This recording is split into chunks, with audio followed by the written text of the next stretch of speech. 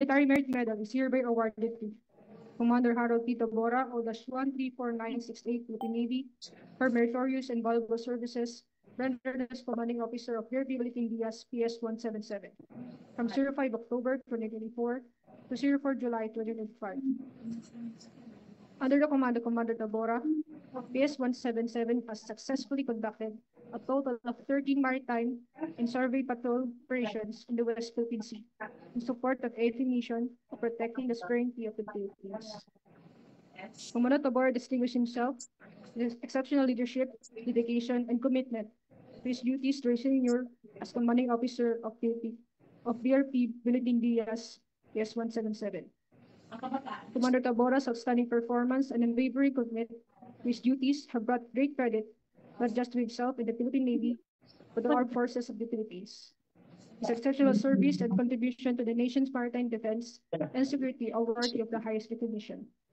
By Commander Commodore Lincuna, Official, Commander Jose Emmanuel B. Binalya, Philippine Navy, Chief of Staff, Third Combat Force, SAR, Commander Tommy J. A. Molano, Philippine Navy, Assistant of Chief of Staff for Personnel, LCF-1.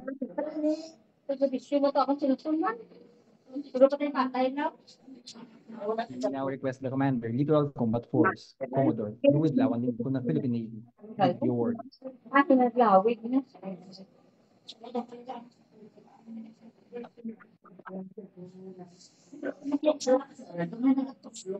Likewise, for the award from the Headquarters Western Naval Command, we now request the Deputy Commander for Fleet Operations, Western Naval Command, the Commander, Naval Task Force 41, Captain Joel R. Tamayo, O-1158, Philippine Navy, General Staff Corps.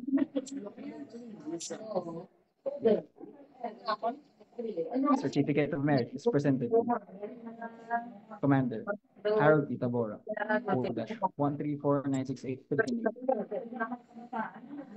Given this 4th day of July, 2025, Headquarters Western Naval Command, Naval Station, Carlito Sanano, Barangay Marcas, Puerto Rico.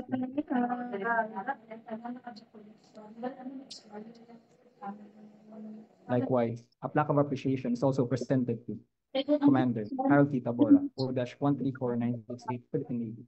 Given this 4th day of July 2025, at Headquarters Western Naval Command, Naval Station, Carlito Conan, Barangay Macarascas, Puerto Princesa City. Signed, Vincent J. Sibala, Commodore, Philippine Navy, Commander, Western Naval Command.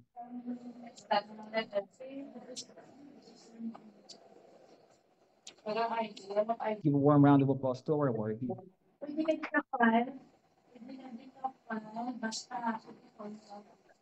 To the reading of the relief and designation orders. We call on the Admin Officer, PS-177, Lieutenant Junior Grade Gumayuga, Philippine Navy, to read the orders.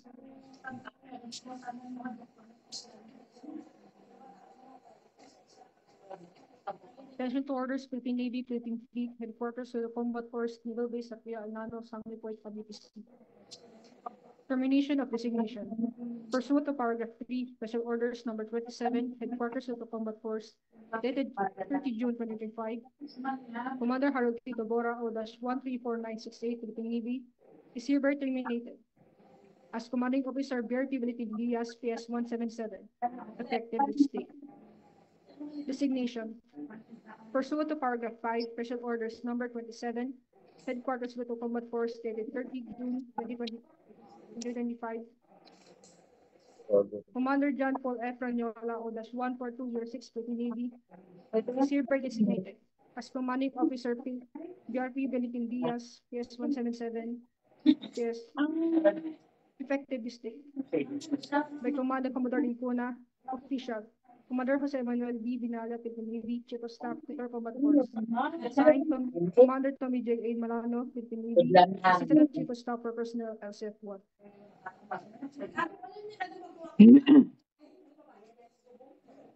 The outgoing Commanding Officer, BRP Valentin Diaz, PS-177, Commander Harold P. Tabora, will now deliver his remarks. He will subsequently read and sign his relinquishment orders.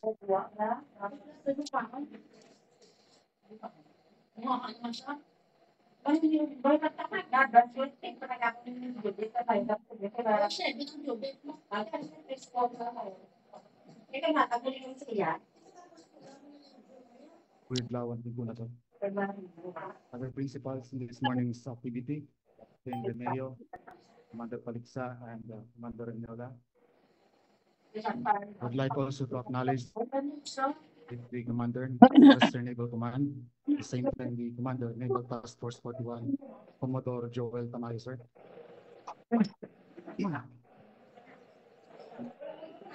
Western Naval Command Staff, headed by the Chief of Staff, Captain Onay, sir.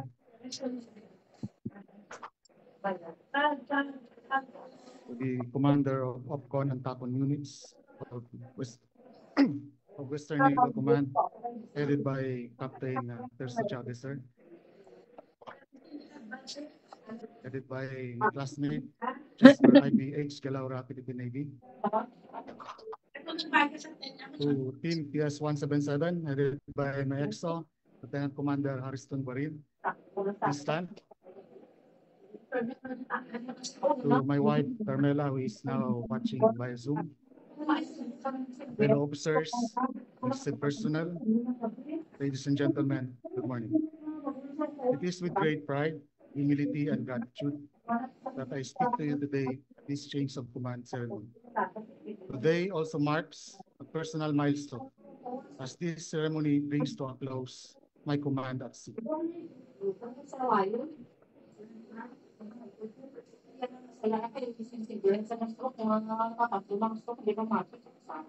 After countless deployment across different parts of the country, now I step ashore with heart full of gratitude and a depth sense of fulfillment. As I end my sea duty, I would like to give praise to God, our Creator, for watching over me, my family, and shipmates, for granting us safety, good health, and wisdom during my watch. I would like also to express my gratitude to Vice Admiral Alfonso Torres, our Commander, Western Command, who was the one who encouraged me to continue my sea duty.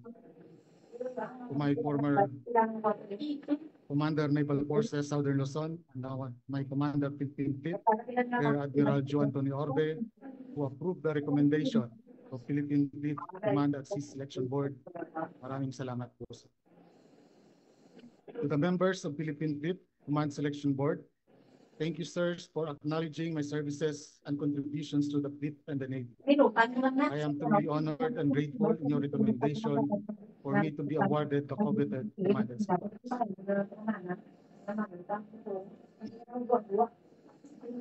To my Commander, Littoral Combat Force, Commodore Ipuna, sir, thank you for all your support and guidance to Team PS-177. Your mantra, frontliner first, teamwork towards one direction, has served a powerful source of inspiration in the performance of our team. It reminds us that we, as frontliners, we are valued and supported. Knowing we have a commander who is committed to helping and empowering us, strengthen our confidence and dedication to strive nothing short of the best. Maraming salamat po, sir. Ngayon lang po ako sa naka-experience na nung nagsabi ako na nasira yung generator namin. Nabukasan, nagkaroon agad ng staff conference sa LCR, headed by no less than our commander. Ganun po kabilis sa dito po.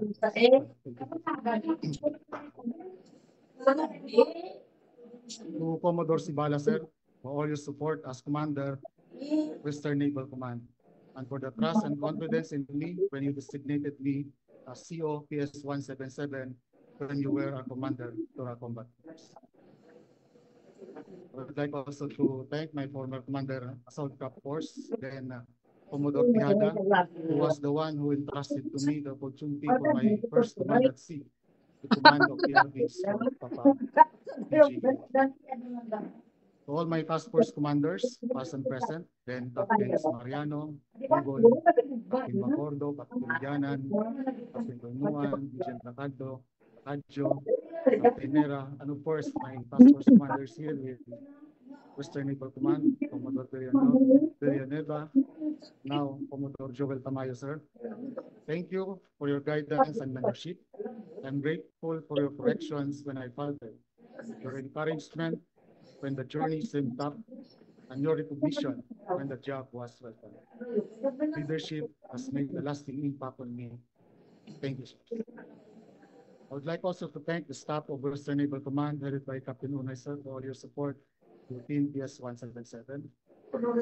To Commander NIPS, Captain Ilumba, sir, for your prompt base support services. To Lieutenant Commander Karatikit of Team NILMS West, represented by CPO Mabayad. Thank you for all this wonderful away, times being assistance for our intermediate repair. Your assistance was one of the reasons why PS-177 was able to maintain their operational status. Maraming salamat. To my family, my children, Gina, Shine, and Nico, and especially to my wife, Carmela, thank you for your unwavering love and support. I deeply appreciate your understanding during times I could not be with you due to my duties. To my wife, Carmela, I give full credit for your sacrifices and strength. You carried the weight of both mother and father while I was away, and I am forever grateful.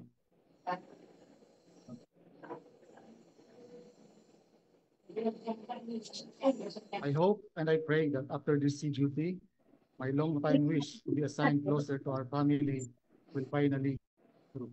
I want us to experience what it is like to see each other every day, instead of waiting for 3 or more months, just spend 15 days of quality time together. To my shipmates, to the units that I have commanded, PRP Joscor Recording Bamba, in progress. PRP Alberto Navarrete, PC-394, PRP Florencio Nigo, PC-393, PRP Chotimot Figuracion, PC-389, PRP Lulinato Toong, PG-902, and PRP Samuel Libaw, PG-3. Magyabang lang ako ng konti, sir. I commanded 6 organ boats, and sa 6 na yon, 3 yung naka-dry dock at 3 lang din yung tumatakbo.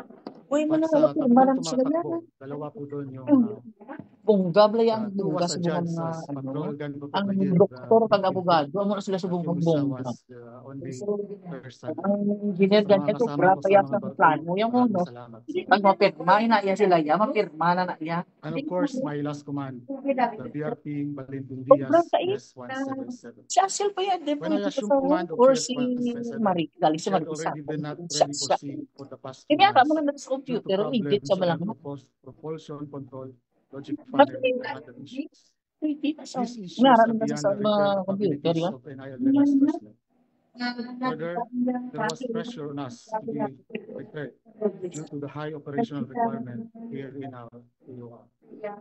I asked the higher headquarters to give us 1 month, hoping that the US NAVSEA will come and assist us for the repair. However, weeks passed. There were still no US NAVSEA due to some issues. And the worst was, we can't even promise when we can come here in Palawan for the repair. With this development, we were left on our own. However, we did not do so. The challenge only strengthened our resolve, knowing that only ourselves to rely. Led by our engineering officer, we conducted research, sought advice from other LCF personnel, especially former and current black guns of Cyclone-class patrol vessel. Our electricians repeatedly checked the wiring sensor circuits and every possible cause of malfunction.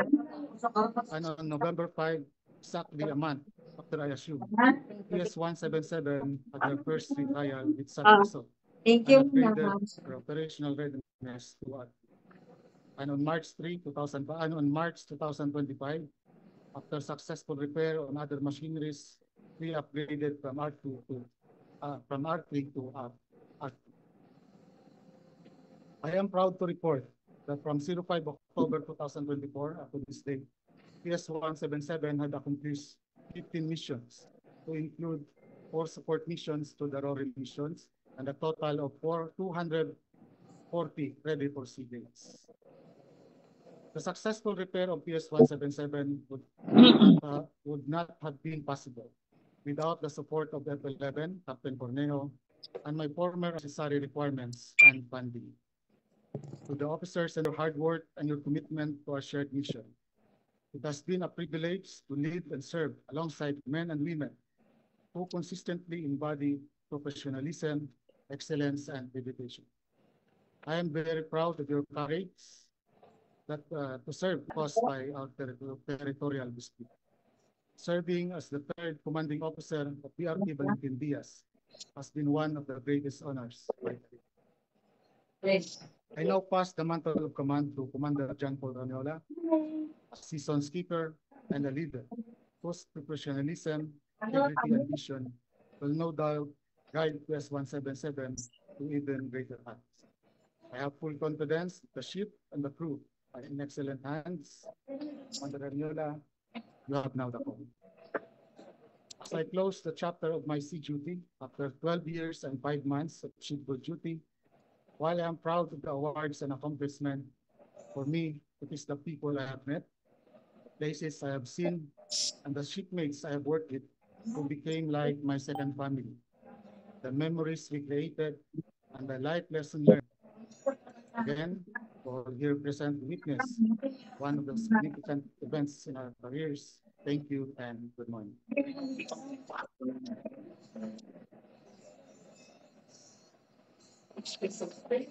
Philippine Navy, Philippine Fleet, Littoral Combat Force, PRP Valentin Diaz,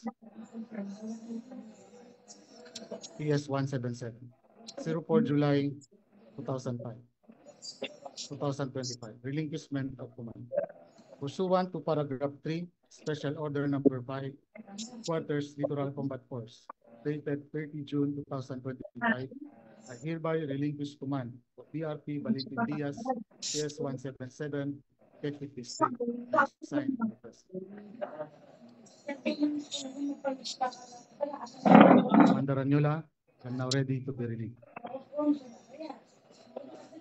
The incoming commanding officer, Commander John Paul F. Raniola, O-14206, Philippine Navy, will now read and sign his assumption orders. Philippine Navy, Philippine Fleet, Littoral Combat Force, BRP Valentin Diaz, PS 177, NDOB Pierre, Barangay Bahili, Puerto Princesa City, Palawan, 04 July 2025, Assumption of Command. Pursuant to paragraph 5, Special Order number 27, Headquarters Littoral Combat Force, dated 30 June 2025, I hereby assume command of PRP Valentin Diaz, PS 177, effective this date. Then I sign.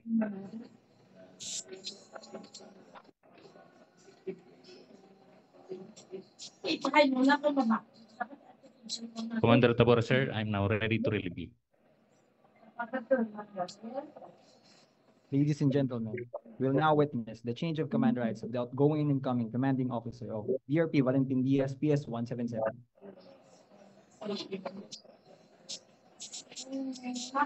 Ma-apply pa lang kami. Hindi kami siya mag-perman. Tapos may naman kami na plani. Ako naman.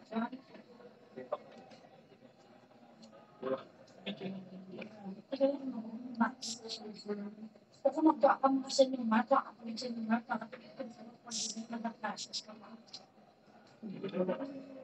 At this point, the outgoing commanding officer, PS 177, is handing over the command standard to the presiding officer. This symbolizes the relinquishment of his duties and responsibilities to the incoming commanding officer. Upon receiving the standard, the presiding officer hands it over to the incoming commanding officer, signaling the start of his assumption of duties and responsibility.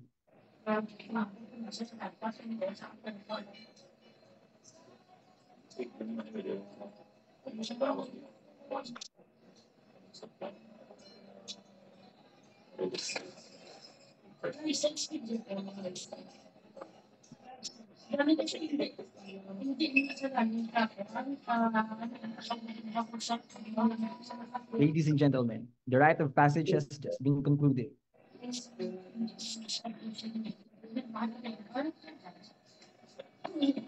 Let's give a warm round of applause to the just relieved and newly installed commanding officers. Please be seated. At this point, we will request the newly installed commanding officer, DRP Valentin Diaz, PS 177, Commander John Paul F. Raniola, Philippine Navy, for his remarks.